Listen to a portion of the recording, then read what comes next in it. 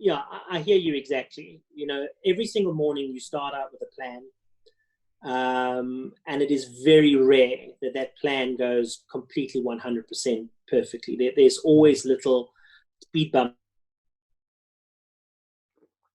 This problem that anybody on a cruise ship has is essentially the weather. Mm. People expect the postcard. People expect the brochure. They want calm seas, sunny skies, no wind, no rain. And that would be amazing if it was up to us. But unfortunately, we don't control the weather. So occasionally it rains, and occasionally there's strong wind or there's strong seas.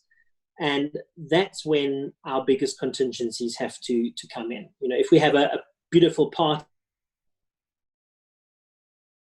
rain, we can't have that party on deck. We've got to move it inside or postpone it. Or if it's blustering with wind and it's a howling gale outside, we can't maybe let guests go onto the beach. But unfortunately, that was their one day. Oh yeah, that was their one day, and that was the whole reason that they booked it. Obviously we try and compensate where we can, and we come up with a plan B. But sometimes it's further reaching than that, Jason. And from someone that works in the theatre, you would know this too. Occasionally, if there's really rough seas outside because of a howling wind, and the ship's moving around a little bit, it might not necessarily be safe to perform certain acts on the stage.